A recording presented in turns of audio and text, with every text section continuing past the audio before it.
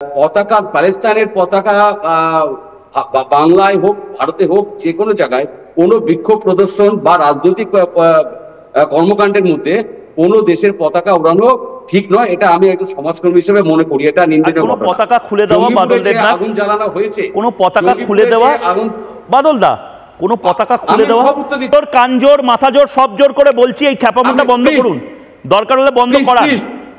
করবেন তো? আরে আমি বলছি তো, প্রমিস করুন না এই খ্যাপামোটা। এটা আরে ওয়াকফের সাথে কালকে দেখবেন মুরগি ওড়াবে। কি চলছে এটা? আমি বলে খেয়েছেন তো আপনার আবার গ্যাসের প্রবলেম হবে না তো? আমি ভয় লাগে, আমার এসব নেই। বেশ, আমার রীতিমতো ব্যায়াম করি আমি। বলুন। জঙ্গিপুরে যারা আগুন জ্বালিয়েছে, পুলিশের গাড়ি চালিয়েছে, এটাও নিন্দনীয় ঘটনা। কিসের খেলা হচ্ছে? খেলা হবে কিসের খেলা?